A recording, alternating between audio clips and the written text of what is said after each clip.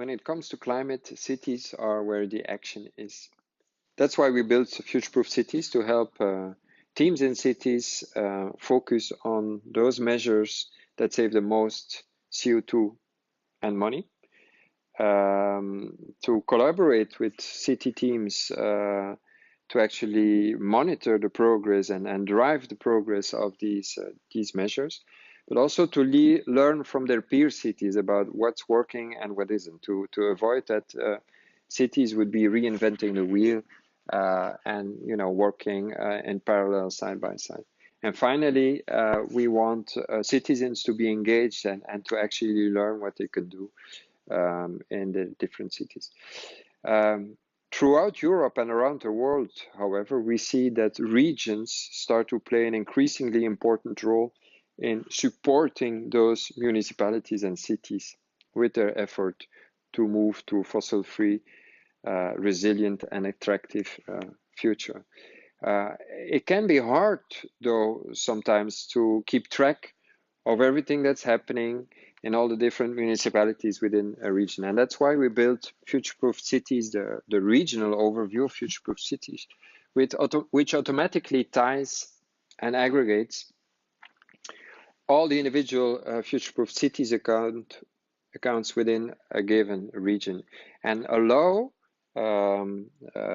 regional coordinators to have an overview of their region and see how this region moves ahead towards CO2 reduction goals, what's working, what isn't, and better focus their attention and resources on those municipalities that need most help, or help disseminate the successes in the pioneering municipality to the rest of the region and avoid that municipalities would be reinventing the wheel individually instead of using existing solutions.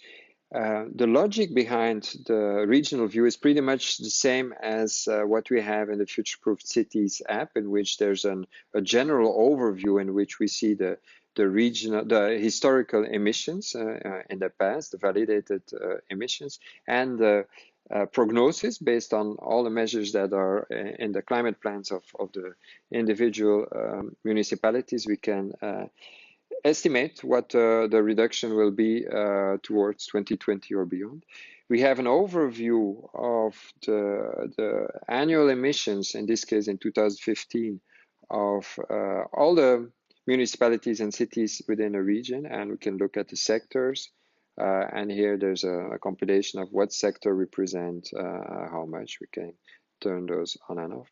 And we also have a prognosis on the expected savings in CO2 of those different municipalities if they were to carry out all the measures as detailed in their plan. The same view can be seen in a map view, in a geographical view, in which here, again, we have the historical reduction, 2011-2015.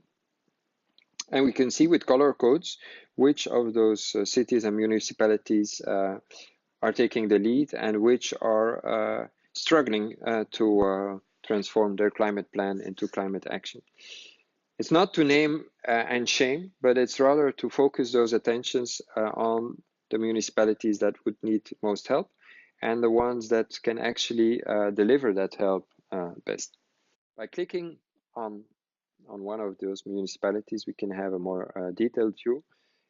We can also learn what the CO2 emissions per capita are, or the number of measures in a given city, etc.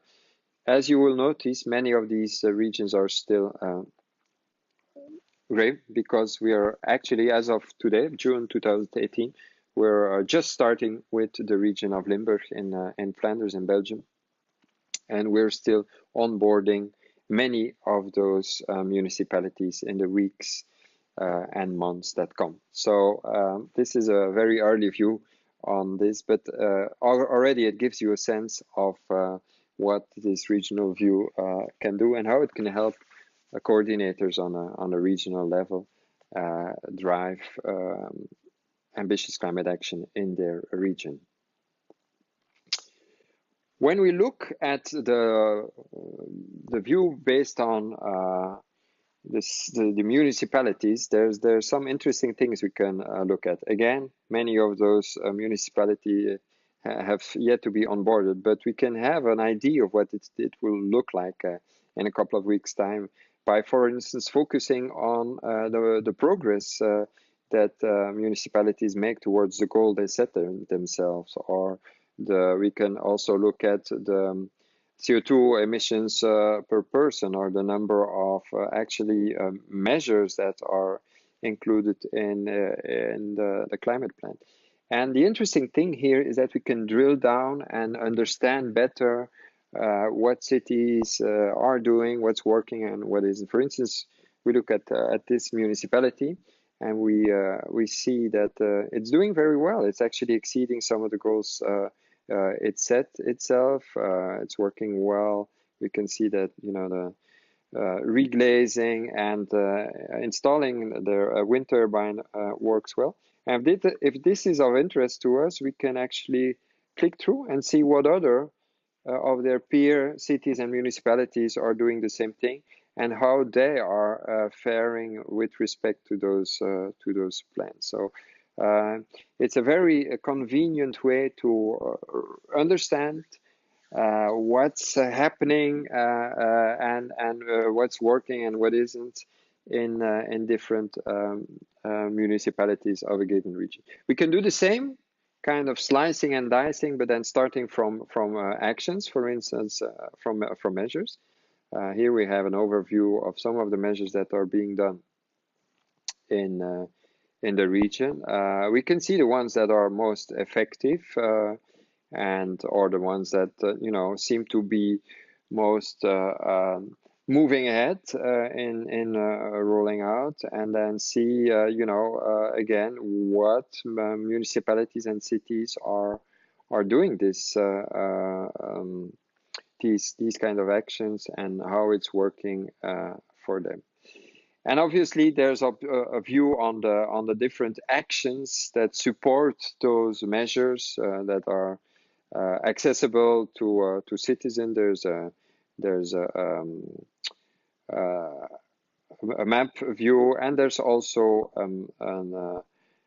a listing view. For instance, we can focus on one city, let's say, and see what they have available for the citizens and SMEs to engage in, what's working, what's not. We can look at different sectors, only look at, for instance, things for homes and households, and again, slice it and dice it as we want to have a better idea of what's happening in our region, what's happening with cities, and by doing so, hopefully focus the attention and the resources of regional coordinators on the ones that need most help, but also on, you know, bringing together peers that can learn most from each others and driving real climate action within a region. This is what Future-Proof Cities is designed to do, and we're really excited that we can add this regional view to the individual Future-Proof Cities accounts. We see it's working well for this first test region in Limburg, and we hope that in the near future, many other regions within Europe will use tools like these to drive climate action and help us create a more attractive fossil-free future.